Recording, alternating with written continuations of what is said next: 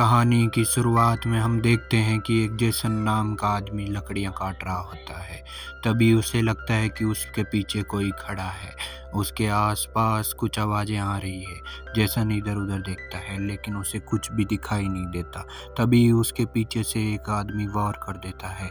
Jason उससे बचता है, वह उसको मारता है, इधर उधर जाता है। दोनों में आपस में लड़ाई होती है, लेकिन तो इतने में जेसन के ऊपर और ज़्यादा हमला हो जाता है। जेसन उन सबको मारने लगता है।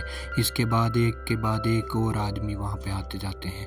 जेसन उन सबको मारता है लेकिन फिर भी वो बच जाते हैं। वो वापस से उठ खड़े होते हैं। जेसन उठ के देखता है कि उसके गांव में आग लग गई। वो भाग के जाता है गांव वालों को बचाने के लिए।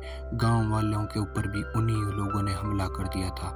जेसन ने एक कुल्हाड़ी फेंकी, एक आदमी को मारा और तलवार निकाल के मारने लगा। सब गांव के लोग भी वहाँ पे उसे मारने लगते हैं, लेकिन वो सब के सब वहाँ से भाग जाते हैं। जेसन को लगता है कि ये यहीं नहीं ख़त्म होने वाला, ये हमला और ज़्यादा बढ़ेगा। और देखते हैं कि कुछ ही पल में सारे गांव वाले इकट्ठा होते हैं। जेसन और उसका परिवार भी एक साथ इकट्ठा हो जाते हैं।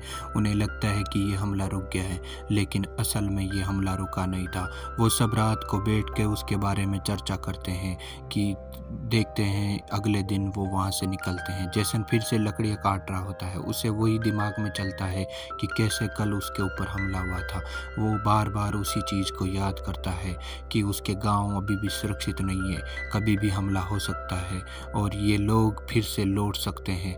जेसन इसी सोच में डूबा हुआ था और तभी हम कुछ देर बाद देखते हैं कि जेसन उन्हीं आदमियों के पीछे दौड़ के जाता है। वह उनको मारता है, पीटता है, लेकिन देखते हैं कि जैसे ही वह उनको मारता है अचानक से वो गायब हो जाते हैं।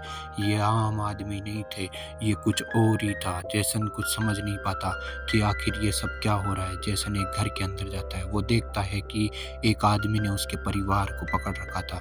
जेसन उनको मारता है। वो अपने परिवार को बचाना चाहता है, लेकिन जेसन के ऊपर हमला हो जाता है। जेसन का बच्चा निकल के भागता है। वह दूर कहीं भाग जाता है, लेकिन रास्ते के अंदर उसे एक राक्षस मिलता है और उसको मार देता है। जेसन अब पूरी तरह से टूट चुका है। उसका बच्चा मारा गया, उसका परिवार और गांव वाले सब अब खतरे के अंदर थे। तभी वहां का राजा आता है और वो समझाता है कि आखिर यहाँ सब क्या हो रहा है, लेकिन जेसन कुछ भी समझ नहीं पाता। वह बदला लेना चाहता है, वह उन राक्षसों को ख़त्म करना चाहता है। यहाँ पूरे गाँव के गाँव उन लोगों ने तबाह कर दिए। ये कोई आम लोग नहीं थे, ये जरूर कोई बड़े राक्षस थे।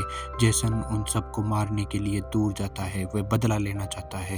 वह नदी को पार करके दूसरी तरफ जाता है, लेकिन तभी देखते हैं कि वहाँ पे पेड़ अपने आप आ जाते हैं जो कि उनको घेरने लगते हैं। जेसन को समझ नहीं पाता, उनकी पूरी टीम को उन पत्तों ने घेर लिया और वो ऊपर की तरफ लटक जाते हैं। ये एक जाल था जिनके अंदर वो फंस चुके थे।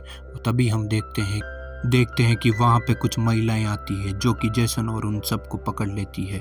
जेसन उनको महिलाओं को समझाता है कि हम भी उन्हीं आदमियों का पीछा कर रहे हैं जिनका वो कर रही है।